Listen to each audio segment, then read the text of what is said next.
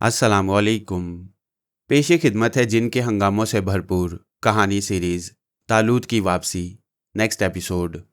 रात को खाना खाने के बाद हम लोग टीवी के सामने बैठे हुए थे।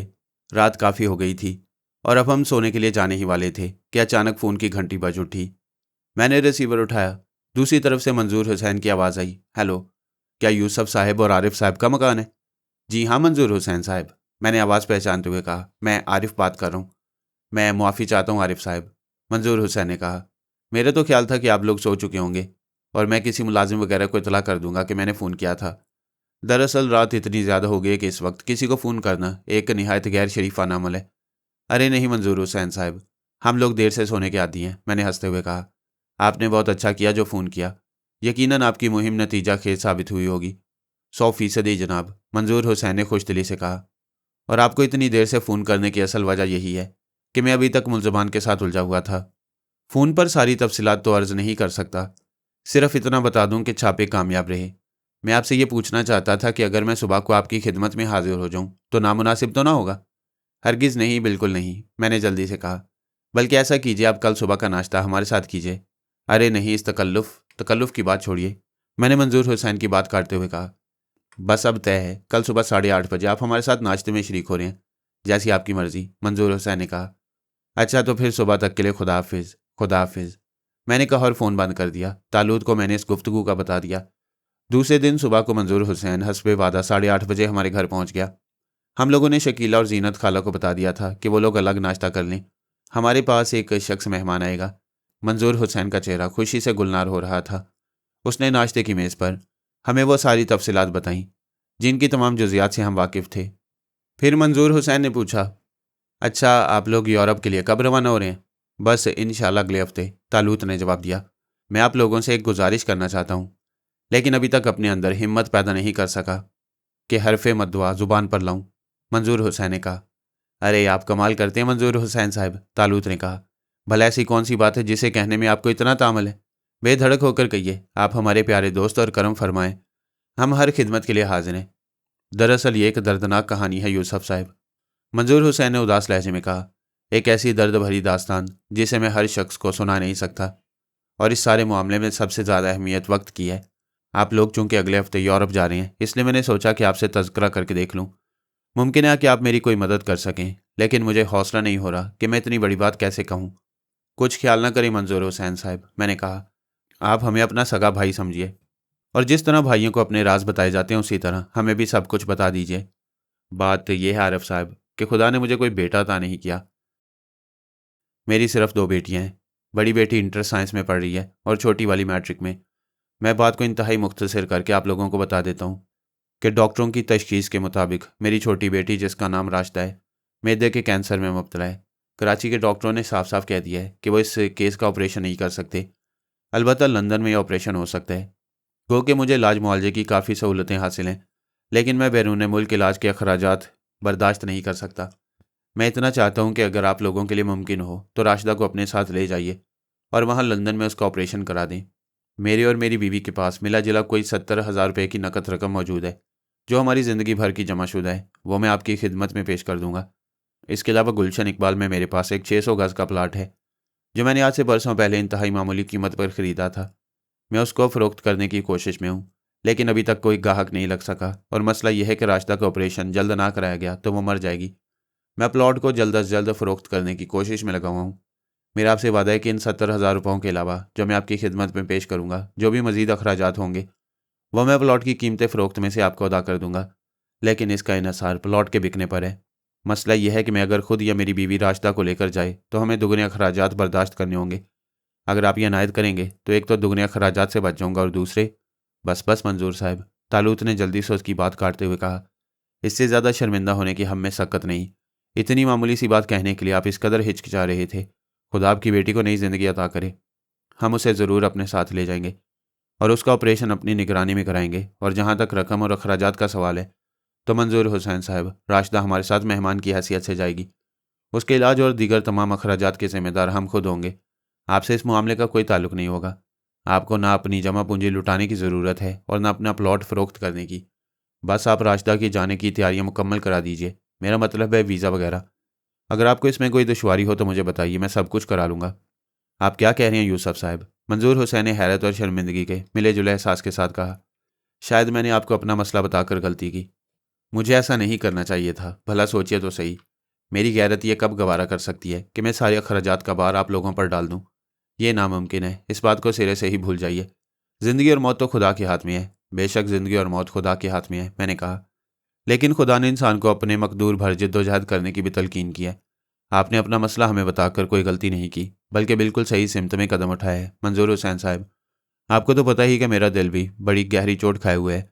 मेरी बीवी अफशां का आज से तकरीबन 1 साल पहले इसी मूजी मर्ज़ में इंतकाल हुआ था, और अलमिया ये था कि उसके मर्ज़ की तशखीस सिर्फ उस वक्त हो सकी जब वो नाकाबिल इलाज हो चुका था। हमने अपनी सी कोशिश कर डाली, मगर बेसूद। खुदा ना करे कि आपकी बेटी के साथ ये सान्या पेश आए। यकीन कीजिए, राशिदा की मदद करके हमें इतनी खुशी होगी जितना हम अपनी सगी बहन की मदद करके खुश होते। आप खुदा के वास्ते रकम की बात को भूल जाएं। हमें इस खालिस इंसानी खिदमत का मौका दें। मंजूर हुसैन साहब, मुझे एहसास है कि हमारी बात आपकी हसास और गयूर तबीयत को ग्रां गुजरी होगी, लेकिन हम आपको यकीन दिलाते हैं कि हमारे लिए यह अमर ऐन बाइस सआदत होगा। हम लोग इतना कमाते हैं, आखिर अपने साथ कब्र में तो नहीं ले जाएंगे। अगर इस पैसे के एक निहायत हकीर से हिस्से से एक इंसानी जान बचाने का मुकद्दस फरीज़ा अंजाम दिया जा सकता है, तो इसमें कोताही क्यों बरती जाए? हमें अपना समझिए मंजूर हुसैन साहब। बड़ी मुश्किल से तकरीबन आधे घंटे तक बहस मुबासे के बाद हम दोनों मंजूर हुसैन को इस बात पर राज़ी करने में कामयाब हो गए कि उसकी बेटी राशिदा हमारे साथ जाएगी और उसके तमाम अखराजात हम खुद उठाएंगे। मंजूर हुसैन की आंखों से बेख्तियार आंसू बहने लगे। वह सख्त दिल पुलिस ऑफिसर, जिसके नाम से बड़े बड़े मुजरिमों के दिल कांपते थे, हमारे सामने बैठा हुआ एक मासूम और दिल गिरफ्ता बच्चे की तरह आंसू बहा रहा था। उफ खुदाया, तेरी दुनिया भी कितनी अजीब है। तय ये पाया कि शाम को मंजूर हुसैन अपनी बीवी और दोनों बेटियों को लेकर हमारे घर आएगा, और शकीला नौशाबा और जीनत खाला वगैरह से उन सब लोगों की मुलाकात हो जाएगी। शाम की चाय वो लोग हमारे साथ ही पियेंगे। अगर वो दोनों मफरूर मुलजिम गिरफ्तार हो जाएं तो हमें इतला ज़रूर दीजिएगा, तालूत ने मंजूर हुसैन को रुखसत करते हुए कहा। उसके होंठों पर एक शरारत आमेज़ मुस्कुराहट थी। ज़रूर ज़रूर, मंजूर हुसैन ने जल्दी से जवाब दिया। वैसे अगर वो लॉन्च के जरिए निकल गए होंगे तो उनका पकड़ा जाना ज़रा दुश्वार होगा। बहरहाल कभी ना कभी तो वो कराची आएंगे ही। बहुत खूब, तालूत ने दिलचस्पी का मुजाहरा करते हुए कहा। इसके बाद मंजूर हुसैन रुखसत हो गया। हम लोगों ने शकीला और जीनत खाला को रास्ता के बारे में सारी बात बता दी। शकीला इस बात से बहुत खुश हुई और जीनत खाला ने भी हम पर दुआओं के ढेर लगा दिए। अल्लाह ताला आप लोगों को इस नेक काम का अजर ज़रूर देगा, उन्होंने तवील सिलसिला दुआ को ख़त्म करते हुए कहा। खुदा किसी की नेकियों को रायगा नहीं जाने देता। आप लोग रास्ता के लिए जो कुछ करेंगे, उसके लिए इसका और उसके माँ बाप का रुआं रुआं आपको दुआएं देगा। शाम के वक्त नौशाबा और उसके बच्चों को भी बुलवा लिया गया और मुकर्रर वक्त पर मंजूर हुसैन अपनी बीवी और दोनों बेटियों के साथ हमारे घर आ गया।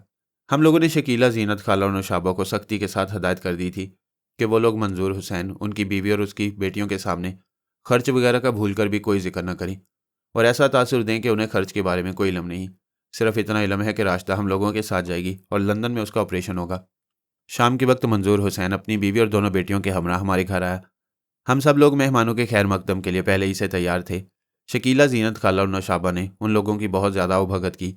मंजूर हुसैन और उसकी बीवी दोनों जैसे हमारे एहसान के बोझ तले दबे जा रहे थे। काफ़ी देर तक महफिल जमी रही और इधर उधर की बातें होती रहीं। राशिदा एक प्यारी सी मासूम सी बच्ची थी। मुझे उसे देखकर बड़ा तरस आया। एक बार फिर अफशां की तस्वीर मेरी आंखों के सामने घूम गई और मैं गुजरी हुई यादों के अफसरदा बयानों में गुम हो गया। मंजूर हुसैन ने हमें बताया कि कल राशिदा के पासपोर्ट पर वीज़ा लग जाएगा, क्योंकि डॉक्टरों के बोर्ड की बाकायदा सिफारिश और वजारत सेहत का खसूसी इजाज़तनामा उसने आज ही हासिल कर लिया है और ब्रिटिश कौंसल से रब्ता भी कायम कर लिया है। उसने ये भी बताया कि राशिदा का सारा मेडिकल रिकॉर्ड तरतीब दे लिया गया है और राशिदा किसी भी लम्हे रवानगी के लिए तैयार है। तालूत ने उसे कहा कि इंग्लैंड का वीज़ा लग जाने के बाद राशिदा का पासपोर्ट और दीगर कागजात तैयार करके उसके हवाले कर दिए जाएं, ताकि वह टिकट वगैरह का बंदोबस्त कर सके। अगले 2 दिन बगैर किसी खास वाक़े के गुजर गए। मंजूर हुसैन ने 2 दिन के अंदर ही अंदर राशिदा की रवानगी के तमाम कागजात वहाँ वीज़ा के तैयार करा के हमारे हवाले कर दिए और तालूत ने तसद्दुक़ को सीटें बुक कराने का काम सौंप दिया। हमें अगले 3 दिन के बाद की सीटें मिल गईं। इस दौरान हम सिर्फ एक बार फैक्ट्री गए, और वो भी सिर्फ ज़रा सी देर के लिए। ना जाने क्यों मेरी निगाहें रज़िया को तलाश करती रहीं, लेकिन उस दिन वो नज़र नहीं आई। अपने काम में कहीं मसरूफ़ होगी। दिल के किसी गोशे में ये ख्वाहिश उभर रही थी कि वह सामने आ जाए, उसकी एक झलक नज़र आ जाए, मैं उसे देख लूँ। लेकिन मेरी ये ख्वाहिश पूरी न हो सकी और इसी के साथ दिल ने एक सुकून की सांस ली। अब हमारे जाने में सिर्फ 1 दिन बाकी था। शाम का वक्त था। हम लोग चाय पीकर बैठे थे। शकीला, जीनत खाला और नौशाबा वगैरह अपनी तैयारी में लगी हुई थी। कमरे में मैं और तालूत तनहा थे। सुनो यार, तालूत ने बड़ी आस्तगी से मुझसे कहा। मुझे अपनी दुनिया से अभी अभी बुलावा आया है। मेरे बुजुर्ग बाज़ अहम मामलात में मुझसे मशवरा करना चाहती हैं। मैं ज़्यादा से ज़्यादा 11 बजे रात तक वापस आ जाऊँगा। ज़ाहिर है कि ये बात मैं तुम्हारे अलावा और किसी को नहीं बता सकता। अब मुश्किल यह है कि सब घर वालों को इस बात का बखूबी इल्म है कि हम दोनों तनहा कभी कहीं नहीं जाते। जहाँ जाती हैं एक साथ जाती हैं। इसलिए अगर मैं तनहा गायब हो गया तो जाने ये लोग क्या समझें। तुम यूं करो कि मेरे साथ गाड़ी में बाहर निकलो। मैं यहाँ से तुम्हारे साथ चलूँगा और घर से निकलकर गायब हो जाऊँगा। फिर रात के 11 बजे डिफेंस सोसाइटी के कमर्शियल एरिया में गाड़ी लिए तो मेरा इंतज़ार करना। मैं हर कीमत पर 11 बजे तक वापस आ जाऊँगा, बल्कि मुमकिन हो उससे पहले ही आ जाऊँ। कोई गड़बड़ की बात तो नहीं है यार? मैंने एकदम घबराकर तशवीश भरे लहजे में कहा। बिल्कुल नहीं, तालूत ने जवाब दिया। सब कुछ बिल्कुल ठीक ठाक है, कोई तशवीश की बात नहीं। बस सिर्फ बाज़ मसाइल पर वो लोग मेरी राय लेना चाहती हैं और ये इतने अहम मामलात है कि मेरी मौजूदगी वहाँ ज़रूरी है। इसके अलावा और कोई बात नहीं। तुम बिल्कुल परेशान मत होना। रासिम भी तुम्हारे साथ जाएगा? मैंने पूछा। मेरे खादिम और मुशीर की हैसियत से उसका मेरे साथ जाना ज़रूरी है, लेकिन अगर तुम समझते हो कि तुम्हें उसकी ज़रूरत है तो मैं उसे यहाँ तुम्हारे पास छोड़े जाता हूँ। बिल्कुल नहीं, मैंने जवाब दिया। मुझे भला इससे क्या काम? मैं 11 बजे रात तक का वक्त इधर उधर घूम कर गुजार लूँगा। तुम रासिम को साथ ले जाओ। अच्छा तो फिर चलो गाड़ी निकालो, तालूत ने उठते हुए कहा। हम लोगों ने शकीला को बता दिया कि हम एक काम से बाहर जा रहे हैं और रात देर से वापस आएंगे, इसलिए खाने पर हमारा इंतजार न किया जाए। फिर मैं और तालूत गाड़ी में बैठकर रवाना हो गए। घर से बाहर निकलकर थोड़ी दूर तक जाने के बाद तालूत ने मुझसे कहा, लो भाई बंदा तो चला। अब तुमसे 11 बजे रात मुलाकात होगी। उस वक्त तक के लिए खुदा हाफिज। तुम्हें कोई बात कहनी तो नहीं है? नहीं, मैंने जवाब दिया, खुदा हाफिज। और इसके साथ ही मेरे बराबर की सीट पर बैठा हुआ तालूत गायब हो गया। अब मैं गाड़ी में तनहा था। बड़ी उदास और वीरान सी शाम थी। दिल बहुत बुझा बुझा सा था। अगरचे मेरे चारों तरफ जिंदगी किसी मौज की तरह लर्ज़ों रक्सां थी, अपने तमाम तर रंगो नूर और हशर समानियों के साथ। लेकिन मेरे दिल पर बड़ा बोझ था। ना जाने ये किस चीज़ का बोझ था, तन्हाई का, महरूमी का, किसी अनजाने कर्ब का। मैं अपनी इस कैफियत को खुद समझने से कासिर था। अब मैं कहाँ जाऊँ, मैंने सोचा। तालूत के बगैर कहीं जाने का तस्वुर भी मेरे लिए अजीबोगरीब था। तालूत की दुनिया में दोबारा आमद के बाद से ये पहला मौका था कि मैं उसके बगैर कहीं जा रहा था। मुझे खुद नहीं मालूम था। और फिर अचानक मैंने गाड़ी को सोसाइटी कब्रिस्तान की तरफ मोड़ दिया। थोड़ी देर के बाद मैं अफशां की कब्र के किनारे खड़ा था। शाम की तारीकी में कब्र पर उगे हुए गुलाब के फूल अपनी गमगीन मुस्कुराहटों के चिराग रोशन किए बैठे थे। कब्रिस्तान में हर तरफ वीरानी बरस रही थी। चारों तरफ बिखरी हुई कब्रों का रूह फरसा मंजर एक अजीब इबरतनाक सामा पैदा कर रहा था। कब्रिस्तान में लगे हुए दरख्तों पर सैकड़ों परिंदे शोर मचा रहे थे, जिनके बसेरा करने का वक्त हो गया था। मुझे इस दिल शिकस्ता माहौल में नज़म तबाई की मशहूर नज़म याद आने लगी। विदाए रोज़े रोशन है गजर शामे गरीबां का। और इसके साथ ही आंखों से आंसू के चंद कतरे टपके और अफशां की कब्र की मिट्टी में जज्ब हो गए। मैंने फातिया के लिए हाथ बुलंद किए और थोड़ी देर बाद वहां से थके थके कदमों के साथ वापस चलाया। तारिक रोड रोशनियों में डूब गई थी। हर तरफ रंगो नूर का एक सैलाब रमा था। खूबसूरत चेहरे, जरक बरक, नफीस और जदीद तरीन वज़ाकता के लिबास, खुशबुओं की लपटें, गेसों के खम, लहराते हुए आंचल और जिंदगी की मुसरतों से भरपूर हंसते मुस्कुराते शादाब चेहरे। लेकिन मेरे दिल पर सिर्फ उदासियों के साए लर्जां थे। मैं तारिक रोड पर सीधा चलता चला गया। मुझे खुद नहीं मालूम था कि मैं किस तरफ जा रहा हूँ। मैं अपनी रॉ में चलता चला गया और तब मुझे एहसास हुआ कि मैं यूनिवर्सिटी रोड से गुजरकर और हसन स्क्वायर से होता हुआ फेडरल बी एरिया वाली सड़क पर मुड़ गया हूँ। मैं कहाँ जा रहा था? ये तो रज़िया के घर का रास्ता था। क्या मैं रज़िया के घर जा रहा था? मगर क्यों? और मैं खुद को इस सवाल का जवाब देने की बजाय रज़िया के घर की तरफ ड्राइव करता रहा।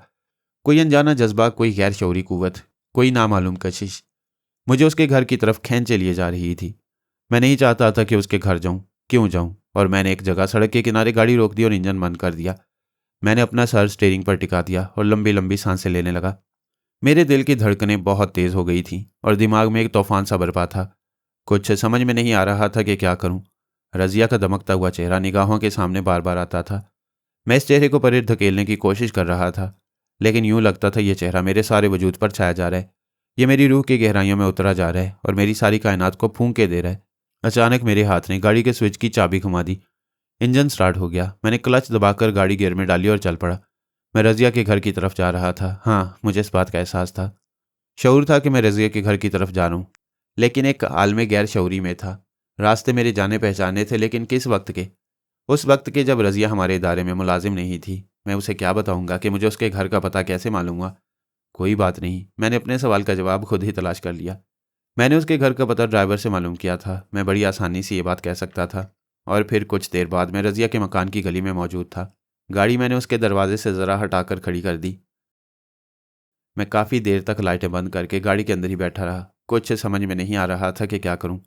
शऊर तकाजा करता था कि वापस लौट जाऊं, लेकिन कोई गैर शऊरी कुव्वत असरार करती थी कि उतर आऊं और रज़िया के दरवाजे पर दस्तक दूं। आखिर ये नाकाबिले फ़हम ख्वाहिश गालिब आ ही गई। मैं गाड़ी से नीचे उतर आया। बहुत आहिस्ता आहिस्ता चलता हुआ मैं रज़िया के दरवाजे तक पहुंचा और उससे भी ज़्यादा आहिस्तगी के साथ मैंने दरवाजे पर दस्तक दी। इतनी आहिस्तगी से गोया दरवाज़ा फूलों का बना हुआ हो और मेरे ज़ोर से दस्तक देने पर टूट जाएगा। मेरे दस्तक देने के कोई 1 मिनट बाद ही रज़िया के छोटे भाई ने दरवाज़ा खोला, जिसे मैं इससे पहले कई बार देख चुका था, लेकिन जाहिर है कि वो मुझे नहीं पहचानता था। उसने अजनबियत आमेज़ नज़रों से मुझे देखते हुए पूछा, जी फरमाइए, आपको किससे मिलना है? ना जाने उस वक्त मेरी सूरत कैसी नज़र आ रही होगी, मुझे इसका इल्म नहीं, क्योंकि आईना मेरे सामने नहीं था। लेकिन रज़िया के भाई की सूरत में जो आईना मेरे सामने मौजूद था, वो मुझे यही बता रहा था कि मैं इस वक्त सख्त परेशान हाल और अफसरदा खातिर नज़र आ रहा था। ताहम मैंने अपने आप को संभालने की पूरी कोशिश करते हुए अपने चेहरे पर हल्की सी मुस्कुराहट पैदा की और उस लड़के से पूछा, क्या मिस रज़िया कुरैशी यहीं रहती हैं? जी हाँ, लड़के ने जवाब दिया, वो मेरी बड़ी बहन है। अच्छा, तो उनसे जाकर कह दीजिए कि आरिफ उनसे मिलने के लिए आए हैं।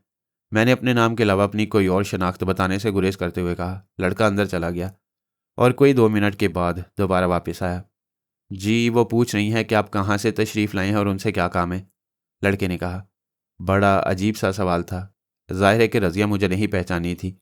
उसके वहमो गुमान में भी बात नहीं होगी कि इस कदर बड़े कारोबारी इदारे के मालकान में से एक खुद चलकर उसके घर आएगा, वो जो सजीम शान इदारे की एक मामूली सी मुलाजमा थी। किस तरह इस बात की तवक्को कर सकती थी? और फिर वो ये तवक्को क्यों करती? इसका कोई मौका भी नहीं था। उसके घर कोई तकरीब तो नहीं हो रही थी। गालिबन रज़िया के जानने वालों में आरिफ नाम का कोई शख्स नहीं था, इसलिए ना वो खुद बाहर आई, ना उसने मुझे अंदर बुलाया। वो ये मालूम करना चाहती थी कि मैं कौन हूँ। मैं चंद लम्हे के लिए सोच में पड़ गया कि लड़के के हाथ क्या जवाब भिजवाऊँ। लड़का मुंतज़िर निगाहों से मेरी तरफ देख रहा था। उनसे कह देना कि जिस जगह वो काम करती हैं मैं वहाँ से आया हूँ, मैंने सोच सोच कर अल्फाज का इंतखाब करते हुए कहा। लड़का मेरा जवाब सुनकर अंदर चला गया और कोई 2 मिनट के बाद जब दोबारा वापस आया तो तनहा नहीं था, रज़िया उसके साथ थी। इस वक्त वह बिल्कुल सफ़ेद बेदाग शलवार सूट में मलबूस थी। उसका गोरा बेदाग चेहरा दमक रहा था और लंबी लंबी जुल्फ़ें शानों पर बिखरी हुई थीं। शायद वो कुछ देर पहले नहाई थी। उसने बालों को खुश्क होने के लिए खुला छोड़ दिया था। इस वक्त वो आसमान से उतरी हुई किसी मुकद्दस हूर की तरह पाकीज़ा और हसीन नजर आ रही थी। मेरी आंखें उसे देखती की देखती रह गईं। रज़िया की नज़र जैसे ही मेरे ऊपर पड़ी वो एकदम बौखला गई। अरे आप सर, आप! उसकी ज़ुबान से बेसाख्ता निकला और जैसे उसके हवास गुम हो गए। आइए आइए, अंदर तशरीफ़ लाइए, ज़रा 1 मिनट। वो बदहवासी के आलम में भागती हुई दोबारा अंदर चली गई। उसका भाई ये मंजर देखकर भौंच कर रह गया। वो भी अपनी बड़ी बहन के पीछे पीछे अंदर चला गया। घर के अंदर से कुछ बेचैन और दबी दबी सी आवाज़ें सुनाई दी। कुछ कुर्सियां इधर से उधर घसीटे जाने की आवाज़ आई और 1-2 मिनट बाद रज़िया दोबारा अंदर से भागती हुई आई। तशरीफ़ लाइए सर, उसने हाथ के इशारे से मुझे अंदर बुलाते हुए कहा और तब मैंने देखा कि उसकी उंगलियां कितनी लंबी लंबी, कितनी सुबक, नाजुक और पतली थीं। उंगलियों के किनारे पर नाखूनों के सुबक लाल जगमग जगमग कर रहे थे।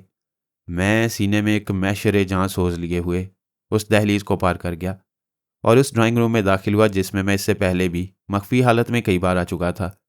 रज़िया मेरे आगे आगे चल रही थी। उसने मुझसे सोफे पर बैठने को कहा। मैंने किसी मामूल की तरह उसके हुक्म की तामील की। रज़िया भी मेरे मुकाबिल दूसरे सोफे पर बैठ गई। उसकी निगाहों में हैरानी थी, इस्तेजाब था। एक सवाल था कि मैं क्यों आया हूँ। ज़ाहिर है कि वो ये सवाल ज़ुबान पर नहीं ला सकती थी, लेकिन उसकी निगाहें खुद सरापा सवाल बनी हुई थी। मेरी इस कदर इज़्ज़त अफजाई सर कि आप मेरे घर तशरीफ़ लाए। रज़िया की आवाज़ में हल्की हल्की कपकपाहट थी। मैं किस ज़ुबान से आपका शुक्रिया अदा करूँ? नहीं मिस रज़िया कुरैशी, मैंने बड़ी एहतियात के साथ उसका पूरा नाम लेते हुए कहा। भला इसमें शुक्रिया की क्या बात है? आप जैसी ज़हीन और बासलाहियत इंसान से मुलाकात का शरफ़ हासिल करना तो बाइसे सादत है। मेरे मुंह से खुद ब खुद जैसे खूबसूरत अल्फाज के फूल झड़ने लगे। कल हम लोगों की रवानगी है। वापसी तकरीबन 1.5 माह के बाद होगी। आपसे कई दिन से मुलाकात नहीं हुई थी। एक दिन इधर से गुजरते हुए ड्राइवर ने आपका मकान दिखाया था। मैंने सोचा कि आज आपसे मुलाकात करता चलूँ।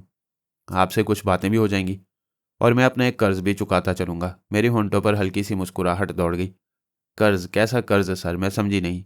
रज़िया ने बड़ी बड़ी हैरान हैरान आंखों से मेरी तरफ देखते हुए कहा। आपने पिछले दिनों गरीब खाने पर तशरीफ़ लाकर मुझे ममनून फरमाया था और मुझे सआदत बख्शी थी। मैंने एक बार फिर अल्फाज के मोती बखेरने शुरू कर दिए। मैंने इस करम फरमाई के लिए उस वक्त भी आपसे इजहार तशक्कर किया था और ख़ुद हाजिर खिदमत होकर सपास गुजार हूँ। ओफ़ो सर, रज़िया के गालों पर जैसे धनक के रंग खिल उठे।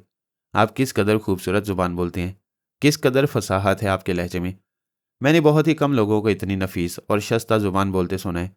और फिर सर, मेरा सपासगुजार होने की क्या ज़रूरत है? मैंने तो उस वक्त भी आपकी खिदमत में ही अर्ज़ किया था कि मैंने महज अपना एक फ़र्ज़ पूरा किया और बस। रज़िया ने भी बात ख़त्म ही की थी कि रज़िया के माँ और बाप दोनों एक साथ कमरे में दाखिल हुए। मैं तो उन दोनों को खूब पहचानता था, लेकिन ज़ाहिर है उन दोनों ने मुझे कभी नहीं देखा था। वो दोनों गालिबन अपना लिबास तब्दील करके और हुलिया ठीक करके दोबारा इस कमरे में आए थे। उन्हें आता देखकर मैं अपनी नशिस्त पर से उठ खड़ा हुआ और मैंने उन्हें सलाम किया। उन्होंने मेरे सलाम का जवाब दिया और मुझसे बैठने की दरख्वास्त की। ये मेरे अब्बू और अम्मी हैं, रज़िया ने कहा, और ये जनाब आरिफ साहब हैं। रज़िया ने मेरी तरफ इशारा करते हुए कहा, Yusuf and Arif, carpet industries के मालकान में से एक। ये हमारे लिए बड़ी खुशी की बात है कि आप यहाँ तशरीफ़ लाए, रज़िया का बाप बोला।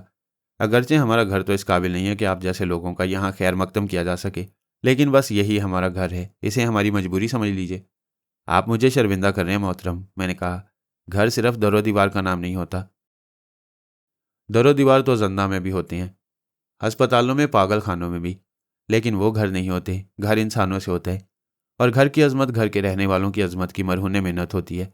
जिस घर के रहने वालों के दिलो दिमाग रोशन और ताबिंदा होते हैं, वो घर भी रोशन और ताबिंदा होते हैं, ख्वाह वो छोटे हों या बड़े हों, ख्वाह वो सामान्य आराइश से भरे हुए हों या खाली हों।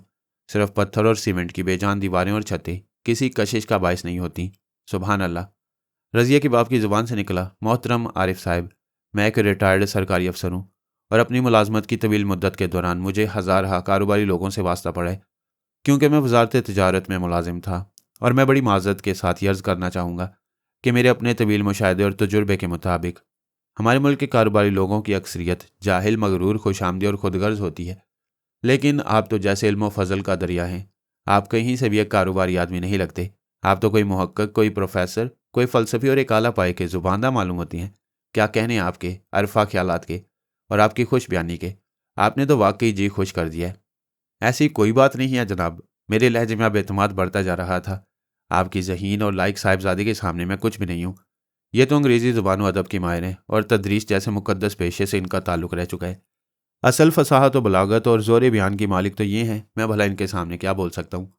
रज़िया का चेहरा गुलदार हो गया और मेरी आंखों में जैसे रंग उतर आए। नहीं नहीं सर, रज़िया ने किसी खुश अलहान बुलबुल की तरह चहकते हुए कहा, आपकी काबिलियत और सलाहियत के आगे भला मेरी क्या हैसियत है। अब उसकी आवाज़ की लर्जिश खत्म हो चुकी थी और उसने अपने गुमशुदा हवास पर तकरीबन काबू पा लिया था। यह तो आपकी और यूसुफ साहब की कदरदानी है कि आप लोगों ने मुझे इतनी जगह दे रखी है और मेरे हाल पर करम फरमाते हैं। ये करम की बात नहीं है मिस रज़िया कुरैशी, मैंने उसका पूरा नाम लेते हुए कहा, बल्कि हकीकत तो यह है कि आप जिस एजाज़ की मुस्तहिक हैं वो अभी तक आपको मिल नहीं पाया है। यूरोप से वापसी पर इंशाल्लाह हम लोग आपकी सलाहियतों का बेहतर हक अदा करने की कोशिश करेंगे। बहुत बहुत शुक्रिया सर, रज़िया ने कहा। वैसे मैं इस वक्त भी पूरी तरह मुतमईन हूँ। अच्छा तो मिस रज़िया कुरैशी, फिर इजाज़त, मैंने उठने की कोशिश करते हुए कहा। नहीं नहीं सर, ऐसा कैसे हो सकता है, रज़िया ने जल्दी से कहा। आप पहली दफ़ा गरीब खाने पर तशरीफ़ लाई हैं, अब तो खाना खा कर जाइएगा। खाना? मैंने हैरान होकर कहा, लेकिन नहीं, इस तकल्लुफ़ की ज़रूरत नहीं है, मुझे इजाज़त दें। नहीं सर प्लीज़, रज़िया ने कहा। ज़ाहिर है कि आपके लिए कोई चीज़ ख़ास तौर से तो पकाई नहीं गई है, क्योंकि हम लोगों के तो वहम गुमान में भी नहीं था कि आप तशरीफ़ लाएंगे। बस जो दाल रोटी मौजूद है उसमें हमारे साथ शरीक होकर ममनून फरमाएं। आरिफ साहब तकल्लुफ़ से काम ना लीजिए, रज़िया के बाप ने कहा। जो कुछ मौजूद है उसमें आप भी शरीक हों तो हमारे लिए खुशी की बात होगी। आपका शुक्रिया, मैंने कहा। लेकिन बात यह है कि मैं खाना ज़रा देर से खाता हूँ, इतनी जल्दी नहीं खाता। तो कोई हर्ज नहीं है जनाब, रज़िया की माँ पहली बार बोली। आप देर से खा लीजिएगा, हम लोग भी कोई जल्दी नहीं खाते, जब तक आप तशरीफ़ रखें और हम लोगों से बातें करें। आप बहुत अच्छी बातें करते हैं। रज़िया इससे पहले भी कई बार आप लोगों की शराफत और नेकियों का जिक्र कर चुकी है। वो उस माहौल से बहुत मुतमईन और खुश है। खुदा करे कि आप लोग भी उसके काम से मुतमईन रहें और उसे आप जैसे नेक दिल इंसानों की सरपरस्ती हासिल रहे। हम लोग मिस रज़िया कुरैशी के काम से पूरी तरह मुतमईन हैं और ख़ुद मिस रज़िया कुरैशी को ये बात बता चुकी हैं। आप इत्मीनान रखिए, इंशाल्लाह अब ये हमारे यहाँ से किसी और जगह नहीं जाएंगी। रज़िया की माँ चंद मिनट के लिए उठकर अंदर चली गई। मैं तो गोया अब खाना खाने के लिए रुक ही गया था। रज़िया की माँ यकीनन बावर्ची खाने में मसरूफ़ होगी। मैं रज़िया और उसके बाप से बातें करने लगा, बल्कि ज़्यादातर बातें मैं रज़िया से ही कर रहा था। मुझे अदब के मुताले का शौक़ हमेशा से रहा है, मैंने रज़िया से कहा। और अगरचा मैंने आपकी तरह किसी ज़ुबान के अदब में एमए की डिग्री तो नहीं ली, लेकिन मैं अदब का एक कारी ज़रूर हूँ और अंग्रेज़ी अदब के अलावा मैंने फ़ारसी, हिंदी और उर्दू अदब का भी काफ़ी मुताला किया है। वाकई, रज़िया ने हैरत से कहा। आपको फ़ारसी और हिंदी भी आती है? जी हाँ, मैंने जवाब दिया। मुझे हिंदी शायरी बहुत पसंद है और जहाँ तक फ़ारसी का ताल्लुक़ है तो मैं एक तवील अरसे तक ईरान में रह चुका हूँ और फ़ारसी बिल्कुल उर्दू और अंग्रेज़ी की तरह बोल सकता हूँ। लेकिन बात सिर्फ़ ज़ुबान की नहीं, अदब की है। फ़ारसी ज़ुबान का अदब, बल्कि यूँ कहना चाहिए कि फ़ारसी शायरी दुनिया की अजीम तरीन शायरी में से एक है। सरज़मीन अजम ने बड़े बड़े कादरुल कलाम और फसीहुल बयान शोरा पैदा किए हैं, जिनमें से बाज़ की नज़ीर पूरी आलमी शायरी में नहीं मिलती। और मैं देर तक रज़िया को फ़ारसी शायरी पर लेक्चर देता रहा और फ़ारसी शायरी और अंग्रेज़ी शायरी का तकाबली जायज़ा पेश करता रहा। रज़िया तस्वीर हैरत बनी मेरी बातें सुनती रही। सर, आप तो कमाल के इंसान हैं, रज़िया ने मेरी आंखों में आंखें डालते हुए कहा। मेरे तो फरिश्तों को भी इस बात का इल्म नहीं था कि आप इस कदर पढ़े लिखे और फाजिल इंसान हैं। आपको तो वाकई किसी यूनिवर्सिटी में प्रोफेसर होना चाहिए। अबू ठीक ही कह रहे थे। आपने शायरी का कितना गहरा मुतालिया किया है और आपका जमालियाती ज़ौक़ किस दर्जा बुलंद है। वाकई आप तो इल्म का दरिया हैं। अरे नहीं भई मिस रज़िया कुरैशी, मैंने इनकसारी के साथ मुस्कुराते हुए कहा। मेरे पास तो कोई बड़ी डिग्री भी नहीं, बस थोड़े बहुत मुताले का ज़ौक़ है, सो उसे पूरा करता रहता हूँ। डिग्री होने या ना होने से क्या होता है सर, रज़िया ने कहा। असल चीज़ तो ज़ौक़ मुताले और सही जमालियाती अदराक है और आप इन सारी खसूसियात से बहरावर हैं। रज़िया मेरी तारीफ़ों के पुल बांध रही थी और मुझे यूँ लग रहा था गोया मैं हवाओं में परवाज़ कर रहा हूँ।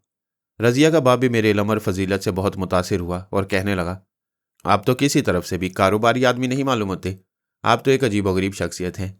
हकीकत भी यह है कि मैं एक कारोबारी आदमी नहीं हूँ, मैंने कहा। सारा कारोबार तो हमारे मैनेजर तसद्दक साहब चलाते हैं। मिस रज़िया कुरैशी इस बात से बखूबी वाकिफ़ हैं। दरअसल मैं तो एक निहायत मामूली घराने से ताल्लुक़ रखता हूँ और मैंने अपने करियर का आगाज़ एक क्लर्क की हैसियत से किया था। लेकिन इसके बाद मैंने और मेरे भाई यूसुफ ने छोटे पैमाने पर कारोबार का आगाज़ किया और रफ्ता रफ्ता इसे इतना फैला लिया कि हम आज मुल्क के कालीन साजी के सबसे बड़े इदारे के मालिक हैं। दरअसल इसमें मेरे भाई यूसुफ की काविशों को ज़्यादा दखल है और फिर हमें तसद्दक जैसा दयानतदार मैनेजर मिल गया जिस पर हम हर मामले में आंख बंद करके भरोसा कर सकती हैं। अब आपके लिए खाना लगाऊं सर, रज़िया ने पूछा। मेरे ख्याल में अब तो आपके खाने का टाइम हो गया होगा। जी हाँ, अब खाना खाया जा सकता है, मैंने मुस्कुराते हुए कहा। घर में एक छोटा सा ड्राइंग रूम मौजूद था, बहुत ही छोटा सा। ड्राइंग रूम क्या था, बस घर का बरामदा था जिसमें एक डाइनिंग टेबल बिछा हुआ था और उसके इर्द गिर्द कुर्सियां रखती गई थी। रज़िया मुझे ले हुए जब वहां पहुंची तो मेज़ पर खाना चुना जा चुका था। रज़िया की छोटी बहन मेज़ के किनारे खड़ी हुई थी। उसने बड़े अदब से मुझे सलाम किया। मैं तो उसे पहले भी देख चुका था, लेकिन जाहिर है कि वो मुझे क्या जानती। रज़िया ने उसे मेरा तारुफ कराया। खाने की मेज़ पर मेरे और रज़िया के अलावा सिर्फ रज़िया के वालिदैन थे। बाकी कोई भाई बहन खाने में शरीक नहीं था। खाना आम किस्म का था, अच्छा था। शायद रज़िया की वालदा और बहन ने जल्दी जल्दी कुछ और चीज़ें भी तैयार कर ली थीं जो पहले से रात के खाने में शामिल नहीं थीं, क्योंकि खाने में कई डिशें शामिल थीं। स्वीट डिश भी मौजूद थी। हम चारों ने खाना खाया और खाने के दौरान भी इधर उधर की बातें करते रहे। खाना खाने के बाद मैं थोड़ी देर वहाँ और बैठा। रज़िया ने चाय या कॉफ़ी के लिए पूछा, लेकिन अब मैं उन लोगों को ज़्यादा परेशान नहीं करना चाहता था, इसलिए मैंने कह दिया कि मैं खाने के बाद चाय या कॉफ़ी नहीं पीता। मैंने दौरान गुफ्तगू रज़िया से बड़े सरसरी अंदाज में ये बात कह दी कि वो मेरी यहाँ आमद का दफ्तर के दूसरे लोगों से जिक्र ना करे तो बेहतर है, क्योंकि फिर दूसरे लोग भी इस बात की तवक्को करेंगे कि मैं उनके घर जाऊँ और ये मेरे लिए मुश्किल होगा। रज़िया ने मेरी बात को सच समझकर इस बात में गर्दन हिला दी। बिल आखिर मैं वहाँ से रुखसत हुआ। अच्छा मिस रज़िया कुरैशी, अब तो आपसे यूरोप से वापसी के बाद ही मुलाकात होगी, मैंने मुस्कुराते हुए कहा। रज़िया और उसके वालिदैन से जब मैं रुखसत हुआ तो इस वक्त रात के 10 बज रहे थे। दिल पर एक अजीबोगरीब कैफियत तारी थी। तालूद की आमद में 1 घंटा बाकी था। तकरीबन आधा घंटा मुझे डिफेंस सोसाइटी के कमर्शियल एरिया तक पहुंचने में लग गया, क्योंकि मैं बहुत आहिस्ता आहिस्ता और बहुत आराम से गाड़ी चला रहा था। दिल और दिमाग साएं साएं कर रहा था। ठीक 10:30 बजे मैंने डिफेंस सोसाइटी के कमर्शियल एरिया में ले जाकर गाड़ी रोक दी। चंद मिनट तक मैं गाड़ी के अंदर बैठा रहा, फिर बाहर निकल आया और टहलता रहा। मुझे एक प्याली चाय की शदीद ख्वाहिश महसूस हो रही थी और मैं इस इंतज़ार में था कि तालूत आ जाए तो दोनों साथ जाकर चाय पी लें। और फिर अचानक किसी ने पीछे से मेरे कंधे पर हाथ रख दिया। वो तालूत था। मैंने घड़ी पर नज़र डाली, उस वक्त 11:45 बजे थे। 15 मिनट पहले ही आ गया हूँ, तालूत ने हंसते हुए कहा। तुम कितनी देर से यहाँ मौजूद हो? मैं 10:30 बजे यहाँ गया था, मैंने जवाब दिया। चलो कहीं चलकर चाय पीते हैं, सख्त तलब महसूस हो रही है।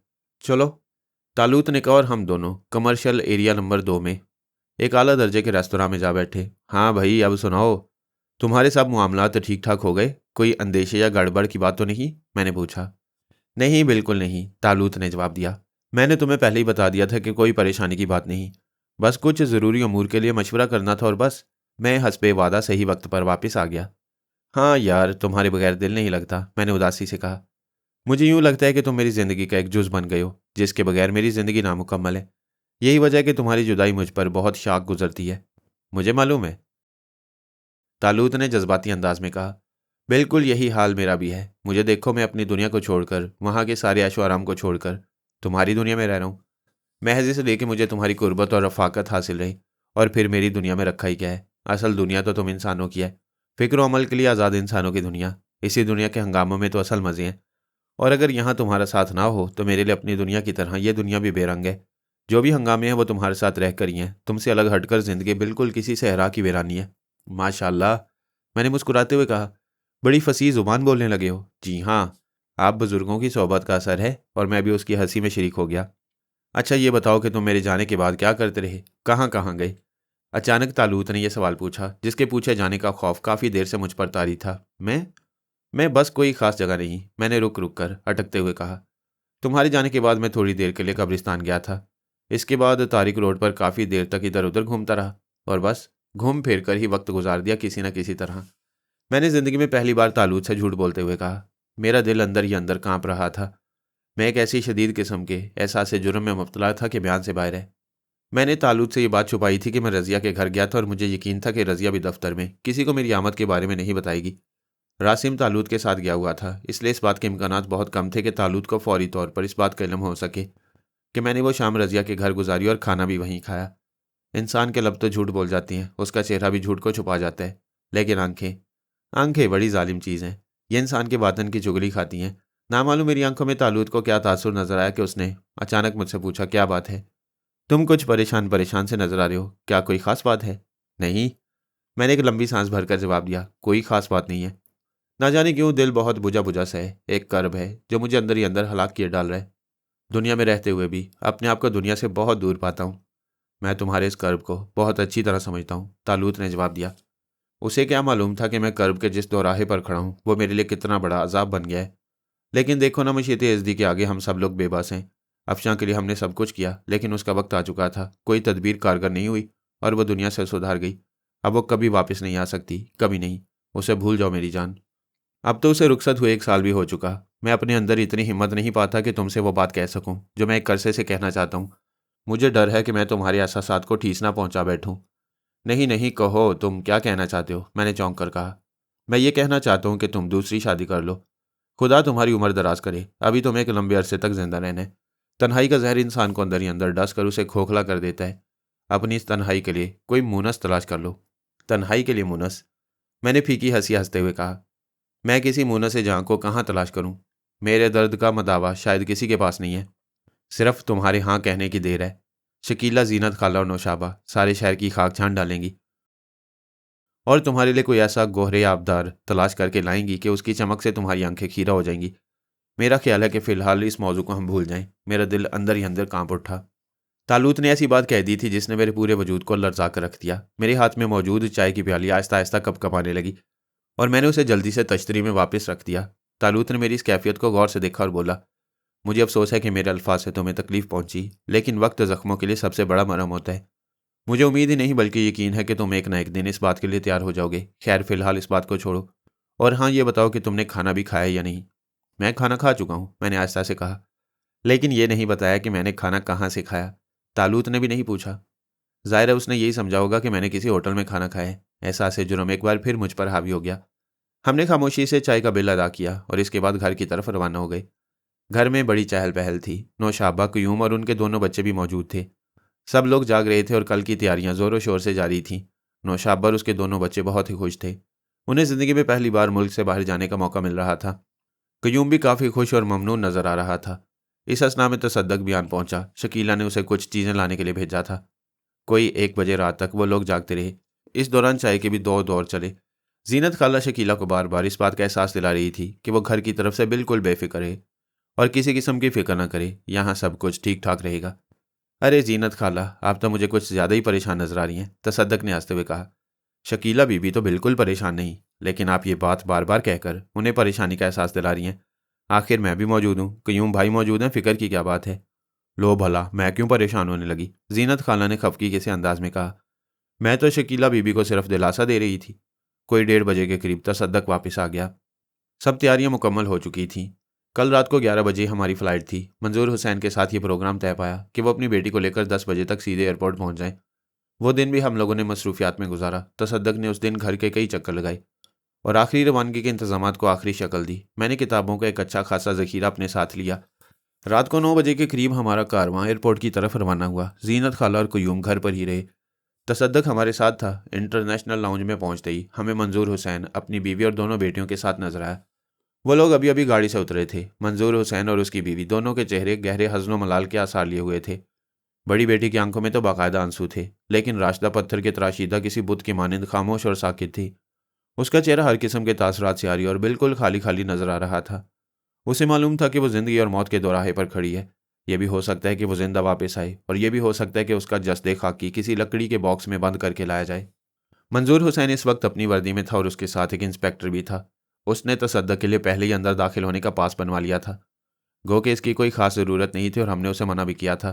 हम सब लोग इंटरनेशनल लाउंज के बरामदे से गुजरकर अंदर दाखिल हुए। हमारा सारा सामान, जिसमें राशिदा का सामान भी शामिल था, मंजूर हुसैन ने अपने नायब के हवाले किया। मेरी बेटी का ख्याल रखिएगा। अचानक मंजूर हुसैन की बीवी शकीला के गले से लिपट कर रोने लगी। राशिदा की बड़ी बहन की आंखों से भी आंसू बहने लगे। मंजूर हुसैन ने अपना मुंह दूसरी तरफ कर लिया। वो अपने आंसू को छुपाना चाहता था। शकीला, नौशाबर, हम दोनों ने उन सब लोगों को बहुत तसल्ली दी और उन्हें यकीन दिलाया कि राशिदा का पूरा पूरा ख्याल रखा जाएगा। इस तमाम अरसे के दौरान राशिदा ने किसी से कोई बात नहीं की। अलबत्ता जब जहाज़ की सीढ़ियों पर चढ़ने का वक्त आया तो वो बारी बारी अपने माँ बाप और बहन से गले मिली।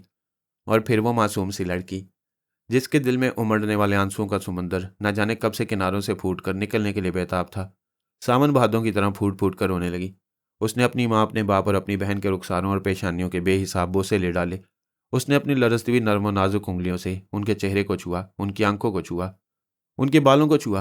वो उनके वजूद को जैसे अपने अंदर समेट लेना चाहती थी, उन्हें अपने अंदर जज्ब कर लेना चाहती थी। बड़ा ही रिक्कत आमेज मंजर था। शकीला और नौशाबा की आंखों से भी बेसाख्ता आंसू बह निकले। आखिर मैंने आगे बढ़कर राशिदा को बाजू से पकड़ा और उसे उसकी माँ के सीने से अलग किया। बेगम मंजूर का चेहरा धुली हुई चादर की तरह सफ़ेद हो रहा था। मंजूर हुसैन ने आखिरी बार बेटी के सर पर हाथ फेरा और उसे खुदाफिज कहा। हम सब लोगों ने एक दूसरे को खुदाफिज कहा और जहाज़ में सवार हो गए। ज़्यादा देर नहीं गुजरी थी कि जहाज़ की सीढ़ियाँ हटा ली गईं और दरवाज़ा बंद कर दिया गया। नौशाबा और उसके दोनों बच्चों के लिए एक बिल्कुल नया तजुर्बा था। वो तीनों बड़े ही खुश नजर आ रहे थे। एयर होस्टेस की शीरीं आवाज़ बुलंद हुई और मुसाफिरों को रवानगी की तला दी जाने लगी। नौशाबा की बेटी नादरा राशिदा के साथ बैठी हुई थी। वो दोनों आपस में बातें करने लगीं और जल्दी उनमें बेतकल्लुफ़ी पैदा हो गई। राशिदा के चेहरे से कर्बोलम का वो शदीद एहसास मिट गया जो कुछ देर पहले तक मौजूद था। वो भी ज़िंदगी में पहली बार हवाई जहाज़ में बैठी थी। इससे खुशगवार सफ़र के हसीन मंजर से सैर में गुम होकर वह ज़रा देर के लिए अपने अंदरूनी दुख को भूल गई। लंदन तक का सफ़र बगैर किसी खास बात के गुजर गया। हम लोगों ने एक होटल में 2 स्वीट पहले से बुक करा लिए थे और टेलेक्स के ज़रिए होटल वालों को अपनी आमद की इतला भी दे दी थी। एयरपोर्ट के बाहर होटल वालों की शानदार वैन हमारे इंतज़ार में खड़ी थी। नौशाबा, राशिदा और नौशाबा के दोनों बच्चे हैरत से एक एक चीज़ को देख रहे थे और खुश हो रहे थे, लेकिन मैं, शकीला और तालूत तीनों खामोश थे। मुझे यकीन था कि जो कुछ मैं सोच रहा हूँ वही शकीला और तालूत भी सोच रहे हैं। मेरी निगाहों के सामने वह मंजर घूम रहा था जब आज से 1 साल पहले मैं, तालूत, शकीला और अफशां इसी एयरपोर्ट पर उतरे थे, और शकीला और अफशां लंदन की सड़कों की रौनकों को पुरशौक निगाहों से देख रही थीं। शकीला को इस वक्त इस बात का एहसास तक न था कि वो सफ़र आखिरत की पहली मंजिल है, लेकिन मैं, तालूत और शकीला इस बात से वाकिफ़ थे कि वो ज़िंदगी और मौत के दोराहे पर खड़ी है। और आज जब 1 साल से कुछ ज़्यादा अरसे के बाद हम लोग एक बार फिर लंदन की फ़िज़ाओं में दाखिल हो रहे थे, तो हमारे साथ एक बार फिर कैंसर की एक मरीज़ा मौजूद थी। मैं, तालूत और शकीला होटल पहुंचने के वक्त तक बिल्कुल खामोश रहे। नौशाबा, उसके दोनों बच्चे और राशिदा एक नई दुनिया के सैर में इस तरह गिरफ्तार थे कि उन्हें हमारी खामोशी का कोई एहसास तक न हुआ। यहाँ तक कि वैन होटल की इमारत के अंदर दाखिल हो गई और रुक गई। होटल के एक सीनियर मुलाजिम ने वैन का दरवाज़ा खोलकर एक दिल आवेज तबस्सुम के साथ हमारा खैर मकदम किया। हम लोग नीचे उतर आए और मुलाजमीन हमारा सामान उतारने लगे। सीनियर मुलाजिम ने हमारे कमरे तक हमारी रहनुमाई की, जो 5वीं मंजिल पर था। हम लोग लिफ्ट के ज़रिए ऊपर गए। ओफो अंकल, इस शहर में कितनी ऊंची ऊंची इमारतें हैं, नादरा ने मेरी तरफ देखकर कहा, और यहाँ के सारे लोग कितने गोरे गोरे हैं। हाँ भाई, ये तो मुल्क ही गोरों का है, मैंने हंसते हुए जवाब दिया। मैंने सबसे पहला काम यह किया कि होटल की इंतज़ामिया से डॉक्टर बर्नार्ड के बारे में मालूमात हासिल की। अफशां के केस को 1 साल से ज़्यादा का अरसा गुजर चुका है और हमें नहीं मालूम था कि बूढ़ा डॉक्टर बर्नार्ड जिंदा भी है या नहीं, और अगर जिंदा है तो क्या अब भी प्रैक्टिस कर रहा है या नहीं। कोई 15 मिनट के बाद ही होटल की इंतज़ामिया ने हमें इतला दी कि डॉक्टर बर्नार्ड लंदन ही में मौजूद है। उसका क्लिनिक अपनी उसी पुरानी जगह पर है और वो अभी तक प्रैक्टिस करता है। मेहरबानी करके डॉक्टर बर्नार्ड से फ़ोन पर रब्ता करा दीजिए। मैंने ऑपरेटर से दरख्वास्त की। चंद मिनट के अंदर अंदर डॉक्टर बर्नार्ड का फ़ोन मिल गया। मैंने जब उसे अफशां के केस का हवाला दिया तो उसे फ़ौरन सारी बात याद आ गई। उसका हाफजा काफ़ी तेज़ था। मैं एक मरीज़ा को लेकर आया हूँ डॉक्टर साहब, मैंने कहा। मुझे कल ही का कोई वक्त दे दीजिए। आप कल दोपहर के 12 बजे मरीज़ा को लेकर मेरे पास आ जाइए, डॉक्टर ने कहा। दूसरे दिन नौशब और उसके बच्चों को तो हमने होटल में ही छोड़ा और मैं, तालूत और शकीला रास्ता को लेकर डॉक्टर बर्नार्ड के क्लिनिक में पहुंचे। डॉक्टर बर्नार्ड के क्लिनिक में कोई तब्दीली रूनमा नहीं हुई थी। हर चीज़ वैसी ही थी, हत्ता कि वो सेक्रेटरी भी अपनी जगह पर मौजूद थी जो इससे पहले काम करती थी। उसने भी हम लोगों को पहचान लिया और बड़ी खुश अखलाकी के साथ पेश आई। डॉक्टर बर्नार्ड हम लोगों का मुंतज़िर था। उसने हम सब लोगों को पहचान लिया। सिर्फ उसकी मरीज़ा राशिदा उसके लिए नहीं थी। डॉक्टर ने हम सब से मुलाकात करने के बाद हम सब लोगों को कमरे से बाहर जाने की दरख्वास्त की। राशिदा का पूरा मेडिकल रिकॉर्ड उसके पास मौजूद था। डॉक्टर बर्नार्ड के साथ 3 डॉक्टर और भी मौजूद थे, जिनमें एक औरत थी। मरीज़ा थोड़ी बहुत अंग्रेज़ी तो समझ लेती है ना, डॉक्टर बर्नार्ड ने मुझसे पूछा। और उसके इस सवाल का जवाब खुद राशिदा ने अंग्रेज़ी में दिया और उसे बताया कि वो अच्छी तरह अंग्रेज़ी समझ लेती है। हम लोग बाहर आकर बैठ गए। अंदर डॉक्टरों का पैनल राशिदा का मुआयना करता रहा। फिर हमारे सामने डॉक्टरों की टीम राशिदा को साथ लिए किसी दूसरे कमरे की तरफ रवाना हो गई। अब शायद वो लोग उसे किसी दूसरे टेस्ट के लिए ले जा रहे थे। कोई आधा घंटा इस टेस्ट में लग गया। इसके बाद उन्होंने राशिदा को हमारे पास वापस भेज दिया और डॉक्टर बर्नार्ड ने मुझे और तालूद को अपने कमरे में तलब किया। बाकी तीनों डॉक्टर भी वहाँ मौजूद थे। हमने मरीज़ा का इब्तदाई मुआयना तो कर लिया है, डॉक्टर बर्नार्ड ने कहा, और इब्तदाई मुआयने से जो नताइज सामने आए हैं उनकी रोशनी में ये तवक्को की जा सकती है कि ऑपरेशन कामयाब रहेगा। लेकिन इस मामले में कोई भी बात पूरे वसूख के साथ नहीं कही जा सकती। हम सिर्फ क्यासात और मफरूज़ों पर बात कर सकते हैं। आपको मरीज़ा को यहाँ दाखिल कराना होगा। 2 दिन के दौरान हम उसके मज़ीद टेस्ट करेंगे और इसके बाद ही ऑपरेशन की नौयत का तयन कर सकेंगे। ठीक है, मैंने जवाब दिया। आप मरीज़ा को दाखिल कर लीजिए। क्या इसके साथ किसी को रहने की इजाज़त होगी? बिल्कुल नहीं जनाब। डॉक्टर बर्नार्ड हंसा। ये कराची का कोई हस्पताल नहीं है मिस्टर आरिफ। मैं आज से कोई साल पहले एक मेडिकल टीम के साथ आपके मुल्क का दौरा कर चुका हूँ और मुझे वहाँ के हस्पतालों के तरीक़ेकार को करीब से देखने का मौका मिला है। आपके यहाँ प्राइवेट कमरों में भी मरीज़ों के साथ कोई ना कोई शख्स मौजूद रहता है। यहाँ उसकी कोई ज़रूरत नहीं है। मरीज़ के अजीज़ सिर्फ मुलाकात के औकात के दौरान उससे मिल सकते हैं और बस। बाकी सारी जिम्मेदारी अस्पताल की होती है। आप दिल में मुतलिक कोई फ़िक्र ना करें। हम ज़्यादा बेहतर तौर पर जानते हैं कि हमें क्या करना है। जैसा आप मुनासिब समझें, मैंने जवाब दिया। और इसके साथ ही डॉक्टर बर्नार्ड ने इंटरकॉम उठाया और अपनी सेक्रेटरी को हदायत दी कि मिस राशिदा मंजूर को दाखिल कर लिया जाए और तमाम ज़रूरी कार्रवाई मुकम्मल कर ली जाए। अब आप कमरा इंतज़ार में तशरीफ़ रखें, डॉक्टर बर्नार्ड ने हम लोगों से कहा। मेरी सेक्रेटरी आप लोगों को सारी बातें बता देगी। मैं और तालूद कमरे से बाहर निकल आए और कमरा इंतज़ार में बैठ गए। कोई 10 मिनट के बाद सेक्रेटरी हमारे पास कमरा इंतज़ार में आई और उसने कुछ कागजात हमारे सामने पेश करते हुए कहा, मरीज़ा के सरपरस्त की हैसियत से कौन दस्तखत करेगा? तालूत ने मुझसे कहा कि मैं दस्तखत कर दूं और मैंने तमाम ज़रूरी फॉर्मों की खाना पूरी करके दस्तखत कर दिए। अब आप लोग जा सकती हैं, सेक्रेटरी ने हम लोगों से कहा। मिस राशिदा मंजूर को अब उनके कमरे में पहुंचा दिया जाएगा। अब वो वहीं आराम करेंगी। कोई तशवीश की बात नहीं है। उनकी पूरी तरह से देखभाल की जाएगी। कल मुलाकात के औकात के दौरान आप लोग उनसे मिलने आ सकते हैं। मुलाकात के औकात के अलावा जहमत ना कीजिएगा। डॉक्टर बर्नार्ड 2 दिन बाद आपको मरीज़ा के बारे में हतमी सूरत हाल से आगाह कर देंगे। हम लोग राशिदा को तसल्ली देकर वहाँ से रुखसत हुए। राशिदा बहुत घबरा रही थी, लेकिन हम लोगों ने और हमारे साथ सेक्रेटरी ने भी उसे समझाया कि परेशान होने की कोई बात नहीं। अस्पताल में मरीज़ के साथ किसी को रहने की इजाज़त नहीं होती और यह कि उसका पूरा पूरा ख्याल रखा जाएगा। 2 नर्सें आईं और राशिदा को अपने साथ लेकर चली गईं। हम लोग वापस होटल आ गए। नौशाबा और उसके दोनों बच्चे टीवी खोले बैठे थे। हमने नौशाबा को पूरी सूरत हाल से आगाह किया और इस उम्मीद का इजहार किया कि शायद राशिदा की जान बच जाएगी। उसके बाद हम लोग घूमने निकल गए। हमने होटल वालों के तवस्सुत से एक कार किराए पर हासिल कर ली। मेरे पास इंटरनेशनल ड्राइविंग लाइसेंस मौजूद था और इसलिए मैं इत्मीनान से यहाँ गाड़ी चला सकता था। इससे पहले भी मैं लंदन की सड़कों पर गाड़ी चला चुका था और मेरे लिए ये नया तजुर्बा नहीं था। कई घंटों तक हमने उन लोगों को लंदन की सैर कराई। वो सब के सब बहुत खुश हो रहे थे। हम लोगों ने एक अच्छे से होटल में खाना खाया। अब रात काफ़ी ज़्यादा हो गई थी, इसलिए हमने अपने होटल का रुख किया। हम लोग एक वीरान सड़क पर से गुजर रहे थे। इस वक्त ट्रैफिक बराए नाम था। इक्का दुक्का गाड़ियाँ आ जा रही थीं। राहगीर भी बहुत कम थे। मौसम में काफ़ी खुनकी थी। हम सब लोग गर्म कपड़े पहने हुए थे। अचानक मेरी निगाह एक लड़की पर पड़ी जो एक ओवरकोट पहने हुए तेज तेज कदमों से सड़क के किनारे फुटपाथ पर चली जा रही थी। इस मंजर में कोई खास बात नहीं थी। लंदन और यूरोप के बाकी शहरों में रातों को लड़कियों का इस तरह तनहा घूमना कोई गैर मामूली और हैरत अंगेज बात न थी। हमारी गाड़ी तेजी से इस लड़की के पास से गुजर गई और हम में से किसी ने उसकी तरफ कोई तवज्जो नहीं दी। ताहम उस लड़की के ओवरकोट का रंग और उसका डिज़ाइन मेरे जहन में महफूज रह गया। चंद ही मिनट के बाद एक सब्ज रंग की कार हमारे पास से तेज़ी से हमें ओवरटेक करती हुई गुजरी। मैंने एक नज़र इस कार पर डाली। उसमें वही लड़की एक मर्द के साथ बैठी हुई थी। वो दोनों कार में अकेले थे। मर्द कार चला रहा था और लड़की उसके बराबर बैठी हुई थी। मर्द ने एक हाथ से स्टीयरिंग संभाला हुआ था और दूसरा हाथ वो लड़की की कमर में डाले हुए था। लंदन की सड़कों के लिए कोई गैर मामूली मंजर नहीं था। उस कार की रफ्तार बहुत तेज़ थी और देखते ही देखते वो हमारी नज़रों से ओझल हो गई। बहुत दूर आगे उसकी हल्की हल्की बैक लाइट्स नज़र आ रही थीं और ज़रा देर में वो लाइट्स भी हमारी नज़रों के सामने से गायब हो गईं, क्योंकि वो कार किसी और तरफ मुड़ गई थी और अब सड़क दूर दूर तक वीरान पड़ी हुई थी। मैं दरमियाना रफ्तार से गाड़ी चला रहा था। कुछ दूर जाने के बाद अचानक मुझे महसूस हुआ कि सड़क के किनारे कोई ढेर सा पड़ा हुआ है। लंदन की किसी सड़क के लिए एक गैर मामूली बात थी। मैंने अपनी कार की रफ्तार धीमी कर दी। ढेर आहिस्ता आहिस्ता वाज़ेह होता जा रहा था और जब हम इसके करीब पहुंचे तो हमें मालूम हुआ कि वह एक मुड़ा तुड़ा इंसानी जिस्म था जो सड़क के किनारे खून में नहाया पड़ा था। मुझे इस जिस्म को पहचानने में कोई दिक्कत नहीं हुई। ये वही लड़की थी जिसे हमने अभी कुछ देर पहले सड़क पर और इसके बाद एक कार में देखा था। मैंने उसके करीब पहुंचकर कार की रफ्तार बिल्कुल धीमी कर दी और फिर गाड़ी रोक दी। उसके जिस्म के गिर्द खून से एक तालाब सा बन गया था। उफ मेरे खुदा, नौशाबा की जुबान से निकला। इसे तो किसी ने मार डाला है। शायद मार डाला है या गाड़ी से कुचल डाला है, शकीला ने कहा। यह तो लाश का मुआयना करने से ही पता चल सकता है। हम लोग लाश के पास नहीं जाएंगे। आरिफ भाई प्लीज़, परदेश का मामला है। हम लोग किसी मुश्किल में ना गिरफ्तार हो जाएं। आप लोग होटल चलकर पुलिस को इतला दे दीजिएगा। यहाँ रुकना खतरे से खाली नहीं। नौशाबा ने खौफजदा होकर कहा। बिल्कुल मत घबराओ नौशाबा, तालूत ने उसे तसल्ली देते हुए कहा।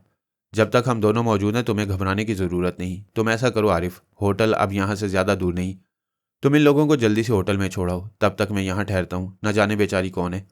तुम्हारे आने के बाद हम पुलिस को इतला देंगे, लेकिन पहले ये देख लो कि ये जिंदा है या मर चुकी है। मैंने कहा, अगर इसमें ज़िंदगी की कोई रिमक बाकी है तो हम फ़ौरन इसके लिए तिबी इमदाद का कोई बंदोबस्त करें।